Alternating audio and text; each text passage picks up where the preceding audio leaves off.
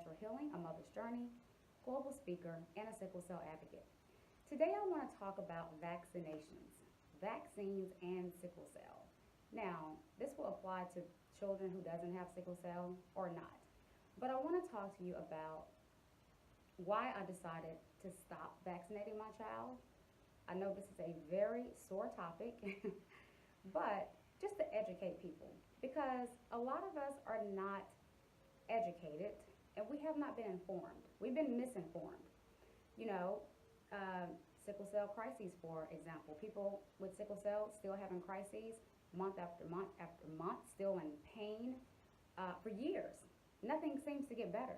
My child has not had a crisis in almost 9 years, but I had to educate myself, okay, and to get to the level I am today.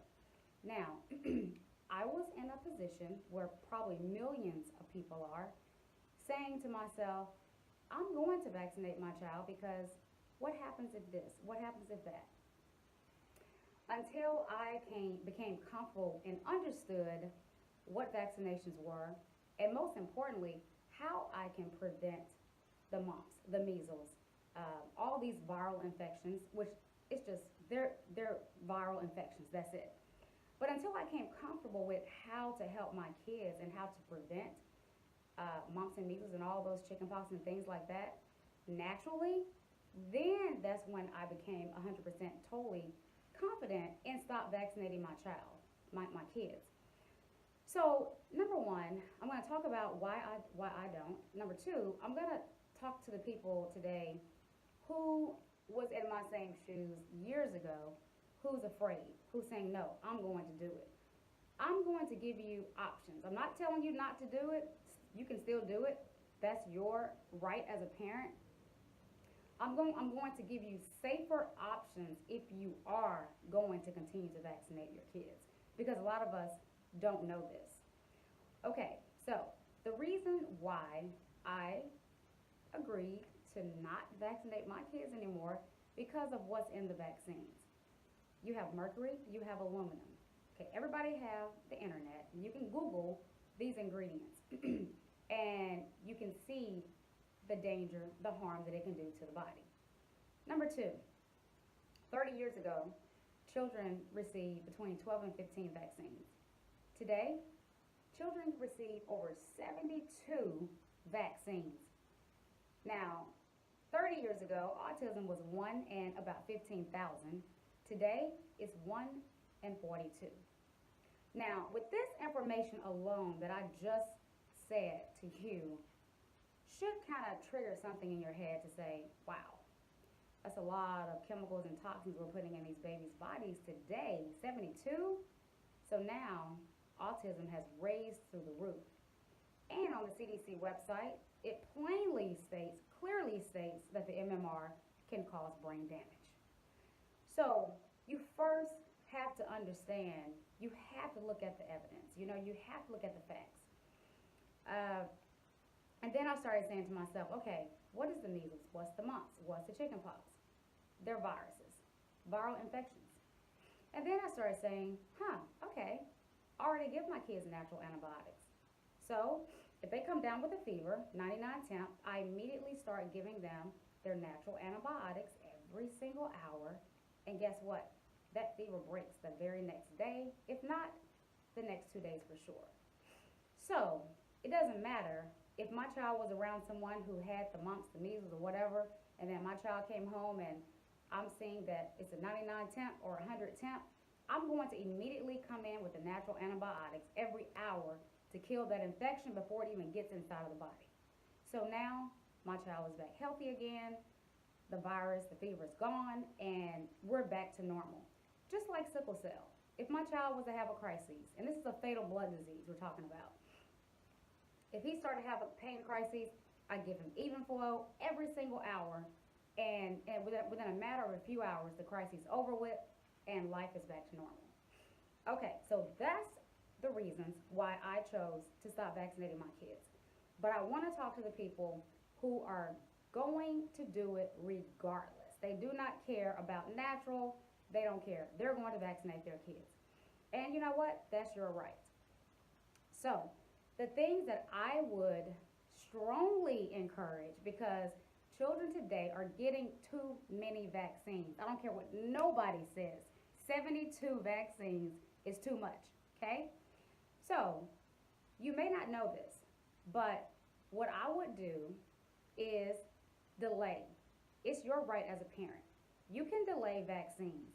You don't have to go off the CDC website and says in 3 months, in 6 months, in 12 months, you better get these many shots. You do not have to do that. Okay, how can you get around that and give the shots when you're ready to? Everybody can go to their website and the state that you live in and Google vaccine exempt form, Texas, or wherever you live. Just Google vaccines exempt forms for whatever state you're in. You can pull the documents up. You can get it notarized, or however you need to do it.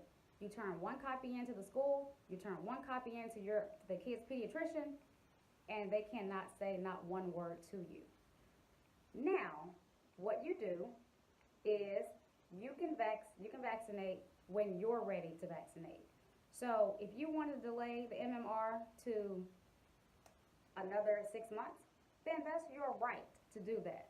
Then you take your baby in 6 more months and get the MMR.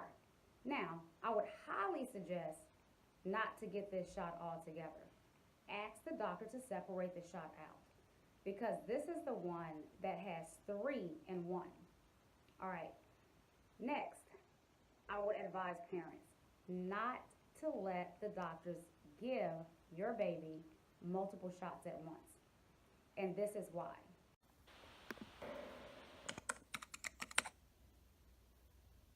My son died. Your son died? My son died. It will be a year on the 19th, October 19th. My son died. I took him to the doctor, and he got the flu shot, he got MMR, and he got chickenpox. Our appointment was at 11 o'clock, and at 2:02 they pronounced my son dead. How old? He was 2 years old. He was 2 years and 9 months old. And it'll be our 1-year anniversary in 5 days. Sorry. I'm so sorry. And he died in front of my daughters, my husband, me. My baby is gone.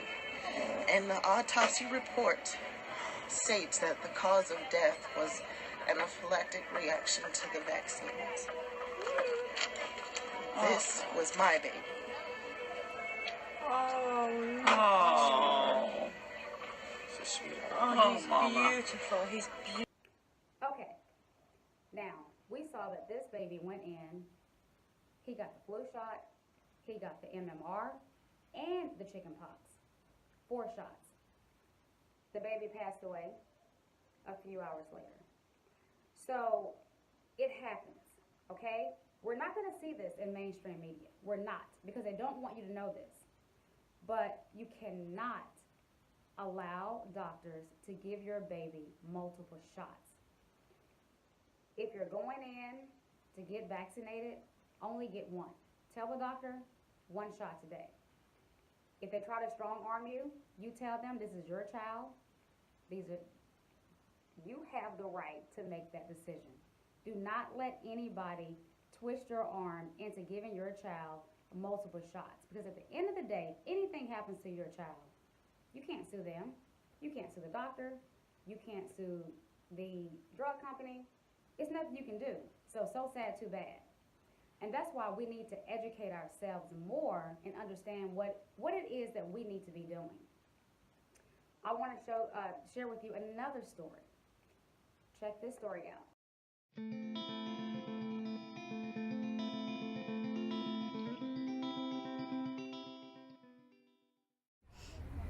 If you can tell us who you are. Brenda and David McDowell. Hi, how you Hi. doing? We have Hi. triplets.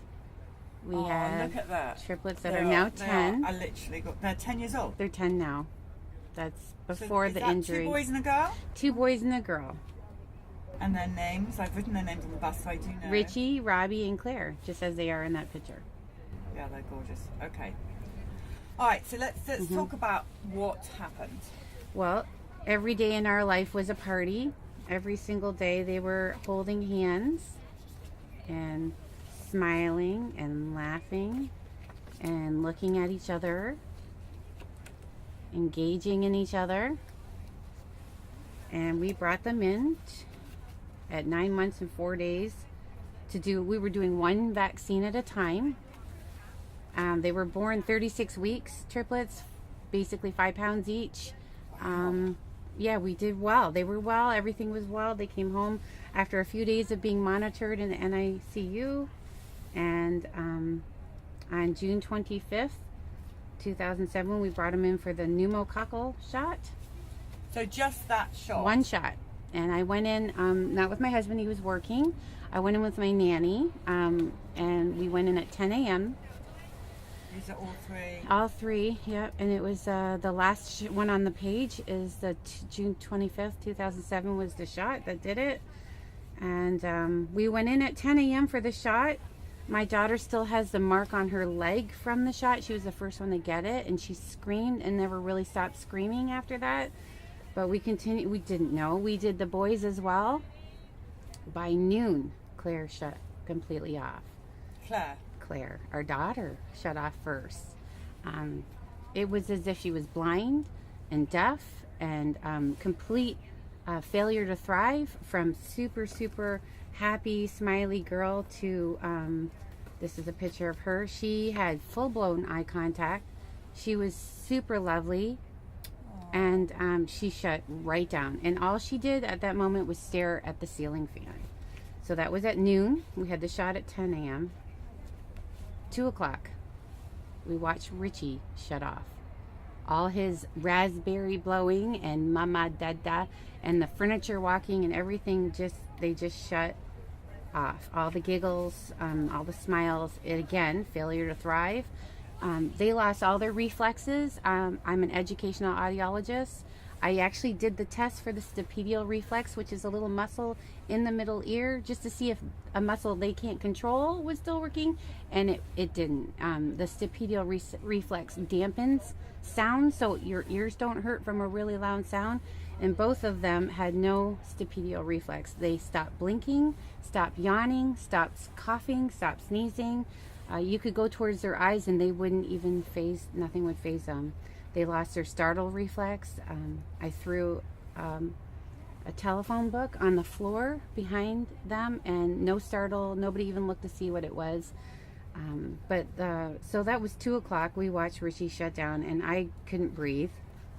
But here we go. The worst is when we saw the final one shut down. Sorry. There's Robbie. And we lost Robbie. Robbie looked like he was hit by a bus. Robbie, from that moment on, had a stunned look on his face. If you asked or said his name, he still acted deaf and acted like he couldn't hear, although they did have normal hearing. I had it all tested. But he lost his happiness. This is a first year picture? First birthday. 3 months after the shot. 3 months after the shot. They were no longer engaged in anything or anyone. They lost their smiles. They just were in their own little separate worlds. They never held hands again. They never looked at each other again. Okay, these parents was trying to do everything right, according to the CDC, correctly? They brought their triplets in for one vaccine. All 3 of her babies shut down. So, as we can see, and I can show you stories after stories after stories, hundreds and thousands and millions of children are affected by vaccine injury. Again, this is something that we're not going to hear about, but we need to start educating ourselves. We need to start doing the research, and we need to start understanding, how can we do this? You know, God has given us everything we need to sustain our health. We know this. We just have to know, what is it that I need to do? What is it that I need to give? But that's the advice that I would give to the parent who is going to vaccinate regardless, is delay them out, push them further out, and you do that by getting an exempt form. And next, do not get multiple shots at a time. Only get one at a time, and you go back a few months later and get the other shot. Ask the doctor to separate the MMR out. If they will not separate it out, you get your vaccine exempt form, and you can put that one MMR on that sheet, and that's the one that you are not going to get. Because he didn't want to separate it out, then you're not going to get it for your child. Again, measles, mumps, rubella. It's a virus, okay? So what you want to do is just give the natural antibiotics, things such as Virid from Healing Blends Global, vitamin C, golden seal, echinacea.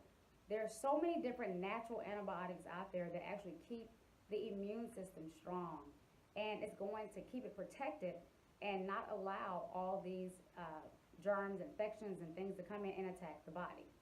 So I just want to come and address that topic today because I've been asked the question, and I've seen a lot of things on Facebook regarding sickle cell, and they're giving their kids all these vaccines. So you want to be careful about that.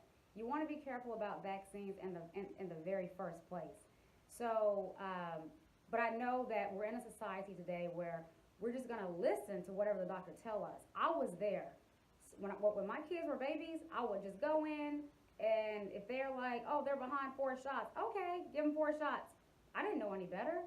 And my youngest son was the only one affected by these vaccines. He developed an issue, and I cannot remember the name to save my life, but it's kind of like where he blinked his eyes extremely fast all the time, twitching a little bit.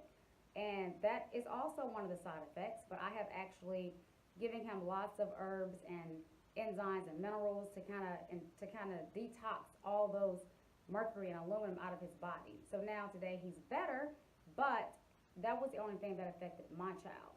But to know that, to be in that situation where you feel that you have to do what the doctors are saying, we have to do what the CDC is telling us. This is the United States, okay? We have the right. It's parents' choice. Now, I know in a few cities, vaccines are mandatory. California and 2 more, states. I don't know the other 2 states, but I know California is one of them. Okay, you have, and I haven't done much research, but I guess in those places, you really don't have a choice, and I will never live in those states where it's mandatory, because nobody is going to inject my child with any type of vaccines, flu vaccines, anything like that. You know, the day they make it mandatory where I live is the day that I will move out of this state and go somewhere else. Because it's up to us parents to protect our child, to protect our children. It's up to us. They're young, they don't know any better, and they have no clue. So we want to become educated. And before I leave, I want to show you a quick trailer to a documentary that I urge everybody to look into. I urge everyone out there to watch this documentary.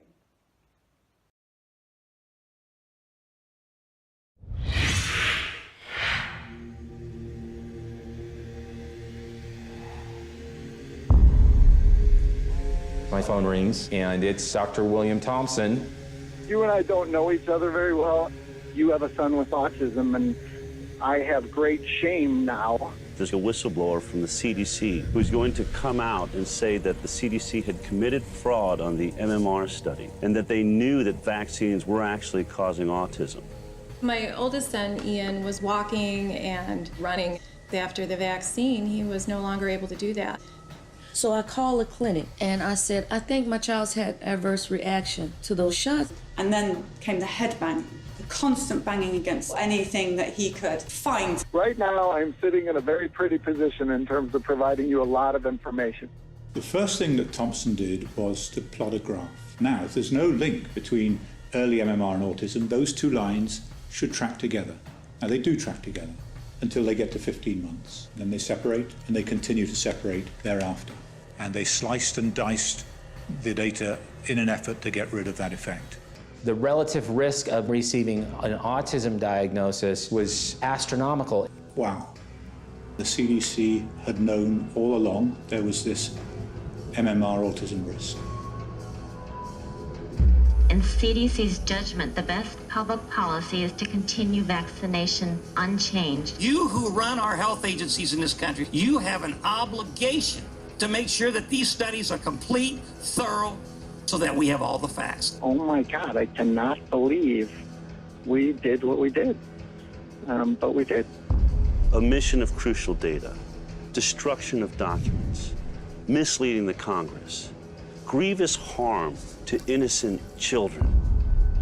Everything I've been telling my patients for the last 10 years has been based on a lie and a cover-up. Parents should be able to count on federal agencies to tell them the truth. In 1978, the prevalence of autism was about 1 in 15,000 children. If we assume that things are going to continue as they have, we can predict that by 2032, 80% of the boys born will end up on the autism spectrum. Half the children, 80% of the boys. It's a vast number of children who are being diagnosed with autism every day. This is going to be a complete catastrophe if we just let it happen.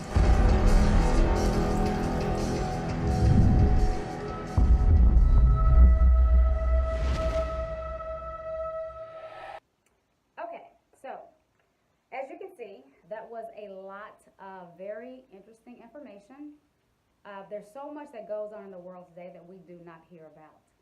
But I'm an herbalist, I'm a naturalist. I believe in finding out the truth. I believe in protecting my family's health, and that's what I am going to do, and I'm going to educate people on things whenever I find out about it to show you that there is a better way, that you can take care of your kids.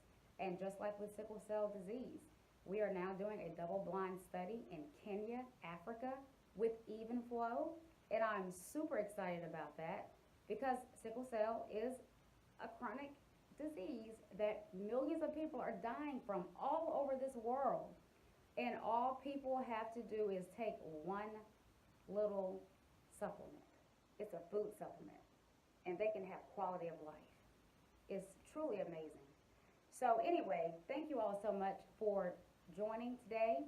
And as always, if you have any questions, please leave them in the comments, and I'll come back and make videos on that as well. So until next time, let's get healthy for a healthier tomorrow.